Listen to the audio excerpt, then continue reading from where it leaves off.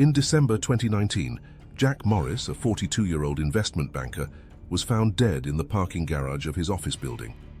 The discovery, made by a security guard during a routine patrol at approximately 6:15 a.m., sent ripples of fear and disbelief through the neighborhood. Detective Alexandra Chen of the Sacramento Police Department's unit was quickly assigned to lead the investigation. As Detective Chen began her investigation, she had no way of knowing that beneath the surface of this seemingly perfect neighborhood, a web of secrets and lies was about to unravel. Jack Morris, 42, was a rising star at a financial group in Sacramento. Known for his charisma and business acumen, Jack had built a reputation as one of the firm's top performers. His success was evident in his lifestyle. He drove a sleek Tesla Model S and lived in one of the most desirable homes in Oak Ridge Estates. His wife, Melissa Morris, 38, had carved out her own successful career as an interior designer. Friends and neighbors often commented on Melissa's apparent devotion to her family. She presented an image of the perfect working mother.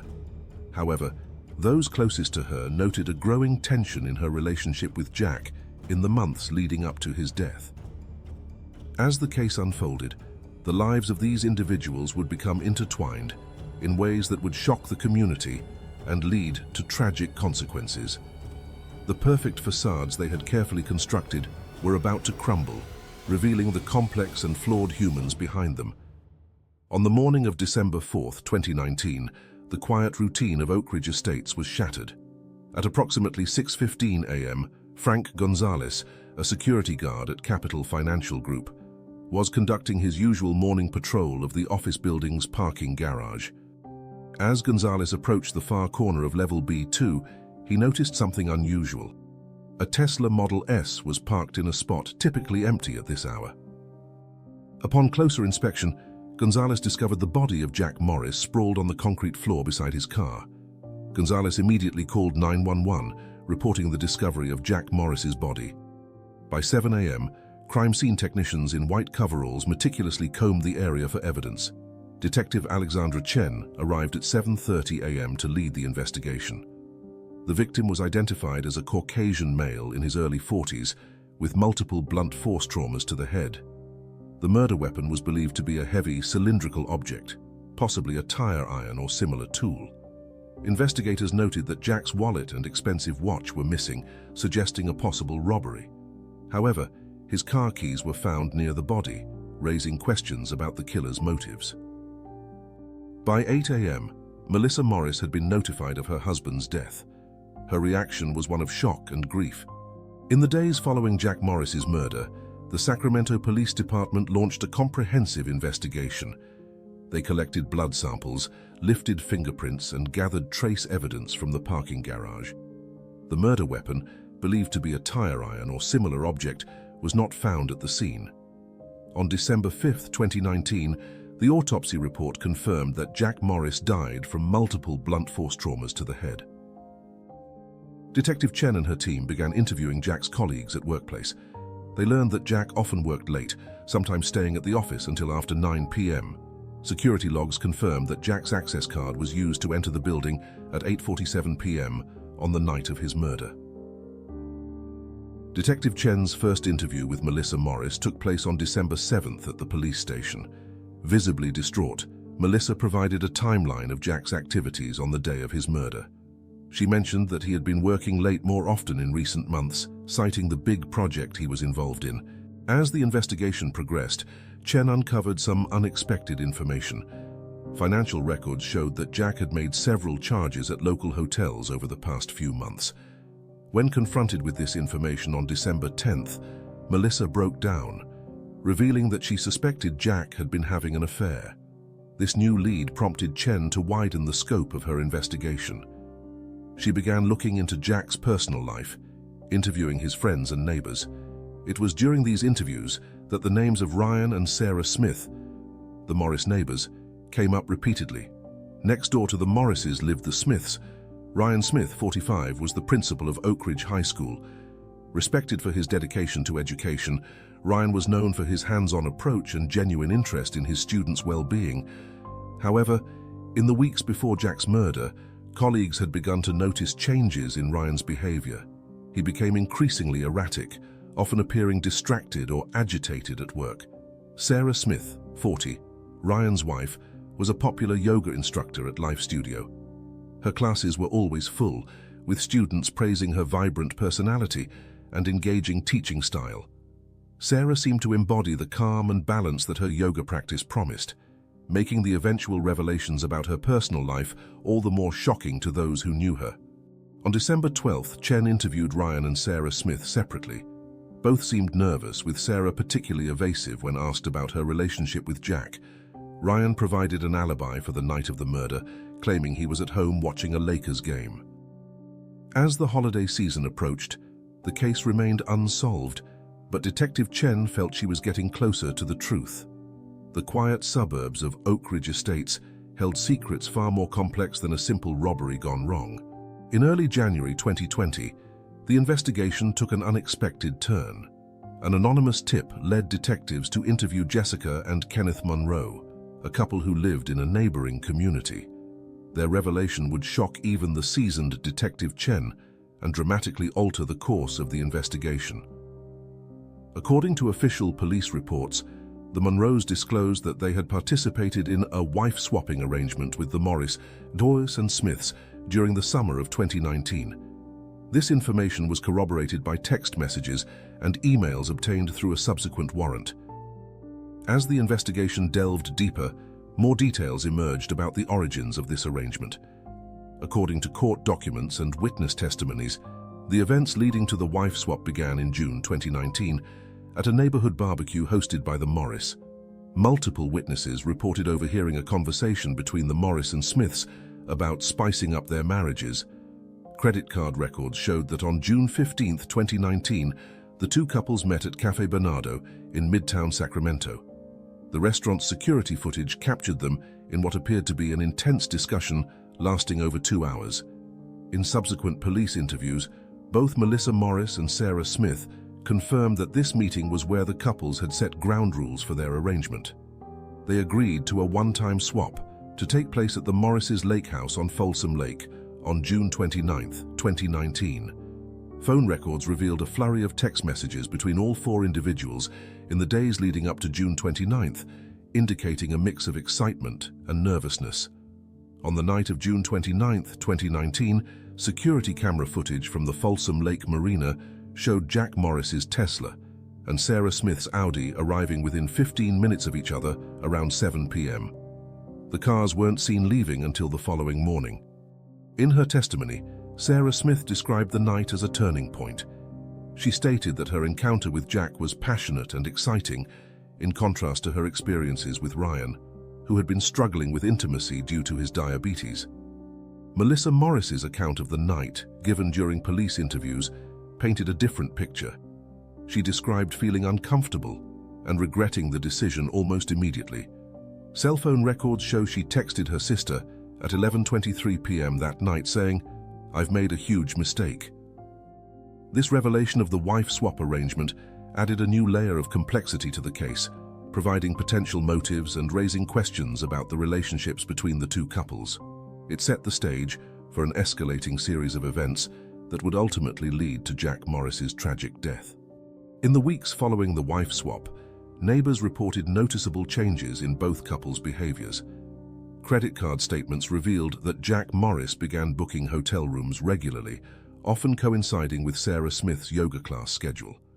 The Courtyard by Marriott on Howe Avenue and the Sheraton Grand Sacramento Hotel were frequent locations for these rendezvous, according to hotel records obtained by the police. Meanwhile, Ryan Smith's colleagues at Oak Ridge High School noted his increasing irritability and distraction. Melissa Morris, in her statement to the police, said she began to suspect her husband's infidelity in late July. On August 5, 2019, she hired a private investigator whose reports confirmed her suspicions about Jack and Sarah's ongoing affair. Medical records uncovered during the investigation showed that Ryan Smith had been struggling with diabetes management. His doctor reported that Ryan had missed several appointments and had been experiencing mood swings and erratic behavior. A prescription for erectile dysfunction medication, dated July 15, 2019, was also found among Ryan's personal effects. On September 23, 2019, security cameras at the Palladio shopping center in Folsom captured footage of a public argument between Jack and Sarah. Witnesses described the scene as tense, with Sarah appearing to plead with Jack while he seemed dismissive. In early October, Melissa Morris confided in her friend and neighbor about her marital troubles. Karen later told police that Melissa had been considering divorce but was worried about the impact on their children and their social standing in the community. The situation came to a head on November 15, 2019, when Ryan Smith confronted Jack Morris outside the Life studio. Several yoga students witnessed the altercation, during which Ryan allegedly shouted, "Stay away from my wife." The incident was broken up by Sarah and reported to the police, though no charges were filed. On December 3, 2019, the day of Jack Morris's murder, the tensions that had been building for months finally reached their breaking point. Through meticulous investigation, Detective Chen and her team were able to piece together a timeline of events for that fateful night. At 5:30 p.m., security cameras at the financial group captured Jack Morris entering the building. Colleagues reported that he seemed preoccupied and tense throughout the day.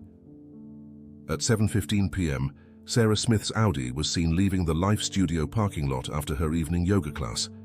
Cell phone records show she made a call to Jack at 7:22 p.m., which lasted for 3 minutes and 42 seconds. Meanwhile, at the Smith residence, neighbors reported hearing raised voices around 8 p.m. Tom Brennan, who lives across the street, told detectives he saw Ryan Smith pacing in front of his house, appearing visibly agitated. At 8:47 p.m., Jack's access card was used to enter the financial group building. Security footage showed him walking briskly towards the elevator, constantly checking his phone. Between 9 p.m. and 9:30 p.m., 3 separate calls were made from Ryan Smith's phone to Jack's. All went unanswered and were directed to voicemail. At 10:05 p.m., traffic cameras on Capitol Mall captured Ryan Smith's SUV entering the area near Jack's office building. The vehicle was seen circling the block 3 times before parking in a dimly lit area at 10:18 p.m. The last activity on Jack's phone was a text message sent to Sarah at 10:23 p.m. which read, "We need to end this, it's gone too far." This message was never read. At 10:30 p.m., security cameras in the parking garage malfunctioned, leaving a crucial 45-minute gap in the footage. When the cameras came back online at 11:15 p.m., Jack's Tesla was visible in its parking spot, but there was no sign of Jack or anyone else in the area. Ryan Smith's SUV was captured by traffic cameras leaving the vicinity at 11:22 p.m. He arrived home at 11:40 p.m., according to footage from a neighbor's security camera. At 11:45 p.m., Melissa Morris called Jack's phone, concerned about his late return. The call went straight to voicemail. She would continue to call throughout the night, growing increasingly worried. The next morning, at 6:15 a.m., security guard Frank Gonzalez discovered Jack's body in the parking garage. As the investigation into Jack Morris's murder progressed, Detective Alexandra Chen and her team delved deeper into the complex web of relationships surrounding the victim. Each new piece of evidence seemed to raise more questions than answers. On December 8, 2019, forensic analysis of the crime scene revealed traces of DNA under Jack's fingernails. The sample didn't match Jack or any suspects in the system, but it suggested a physical struggle had occurred before his death. Detective Chen conducted a series of follow-up interviews with key individuals. On December 11th, she questioned Melissa Morris again. During this interview, Melissa reluctantly disclosed her suspicions about Jack's affair with Sarah Smith. She provided detectives with copies of credit card statements showing Jack's hotel bookings. On December 14th, Sarah Smith was brought in for another round of questioning. Initially maintaining her composure, Sarah's facade cracked when confronted with evidence of her affair with Jack. She admitted to the relationship but vehemently denied any involvement in his murder. Sarah claimed she was home with Ryan on the night of December 3rd, but her phone records showed she had left the house for approximately 2 hours. Ryan Smith's alibi also began to unravel. On December 16th, detectives discovered that the Lakers game Ryan claimed to have been watching on the night of the murder was actually scheduled for the following evening. When confronted with this discrepancy on December 18th, Ryan became visibly agitated, and requested a lawyer. As Christmas approached, the case took an unexpected turn. On December 22nd, an anonymous tip led detectives to interview Jessica and Kenneth Monrose, a couple from a neighboring community. Their revelation about the wife-swapping arrangement sent shockwaves through the investigation team. Following this new lead, Detective Chen obtained warrants for all communications between the Morris, Smiths, and Monrose. The ensuing data dump revealed a tangled history of messages, secret meetups, and growing tensions. On January 5, 2020, forensic accountants discovered unusual withdrawals from Ryan Smith's personal account in the weeks leading up to the murder. Further investigation revealed a purchase at a local hardware store on November 30, 2019, for items including a tire iron. As media attention intensified, the pressure on the investigation team mounted. By the end of January, Chen felt confident they were close to solving the case. However, one crucial piece of evidence remained elusive: the murder weapon. The search for this final puzzle piece would lead to a breakthrough that would blow the case wide open. The breakthrough in the Morris murder case came on February 3, 2020, nearly 2 months after Jack's death. A homeless man, identified in court documents as Michael Simmons, came forward with crucial information. Simmons told detectives that on the night of December 3, 2019, he had been searching for recyclables in dumpsters near Jack Morris's office building. He claimed to have found a bloody tire iron, which he had initially kept, thinking he could sell it for scrap metal. Upon hearing about the murder investigation on the news, Simmons decided to turn the item over to the police. Detective Chen immediately ordered a forensic analysis of the tire iron. The results, rushed through the lab, confirmed that it was indeed the murder weapon. It contained traces of Jack Morris's blood and DNA belonging to Ryan Smith. This piece of evidence became the linchpin of the prosecution's case. With this new information, Detective Chen obtained a warrant to search Ryan Smith's vehicle and garage.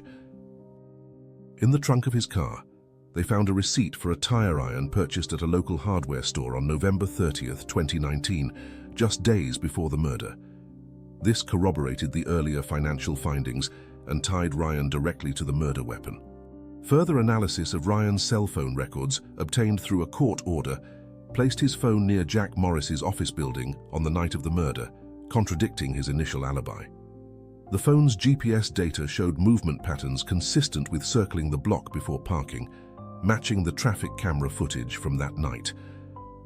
On February 5th, forensic technicians discovered minute traces of Jack's blood in Ryan's SUV, despite evidence of recent thorough cleaning. This physical evidence, combined with the digital footprint and the murder weapon, created a compelling case against Ryan Smith. On February 7th, Detective Chen presented her findings to the district attorney's office. The evidence was deemed strong enough to move forward with an arrest. On February 10, 2020, a team of Sacramento police officers, led by Detective Alexandra Chen, arrived at the Smith residence. Ryan Smith was arrested without incident. At 10 a.m., the Sacramento County District Attorney's Office held a press conference to announce the charges against Ryan Smith. Ryan Smith was formally charged with first-degree murder, with special circumstances of lying in wait. If convicted, he faced life in prison without the possibility of parole or potentially the death penalty. The news of Ryan's arrest sent shockwaves through the community. High school, where Ryan had served as principal, issued a statement expressing shock and sadness, assuring parents that counseling would be available for students affected by the news. Melissa Morris, upon hearing of the arrest, released a statement through her lawyer. While this arrest brings some closure, it does not lessen the pain of losing Jack. Our family asks for privacy as we continue to grieve and heal. Sarah Smith, now thrust into the spotlight, refused to comment to the media. The trial of Ryan Smith began in September 2020 at the Sacramento County Courthouse. The proceedings, which lasted 3 weeks, drew significant media attention. Prosecutor Lisa Komatsu presented a compelling case for the state. In her opening statement, she painted a picture of a man driven to murder by jealousy and resentment. Ryan Smith, she declared, unable to accept his wife's affair and his own perceived inadequacies, made the calculated decision to end Jack Morris's life. Perhaps the most dramatic moment of the trial came when Sarah Smith took the stand. Testifying under immunity, she provided a tearful account of her affair with Jack Morris and Ryan's increasing instability in the months leading up to the murder. Her testimony painted a picture of a man unraveling as his marriage fell apart. The defense, led by attorney Michael Rachmanoff, argued that the evidence was circumstantial and that the police had rushed to judgment. They presented character witnesses who spoke to Ryan's dedication as an educator and his involvement in community service. In a surprising move, Ryan Smith himself took the stand in his own defense. He admitted to the affair and the confrontation with Jack, but steadfastly denied any involvement in the murder.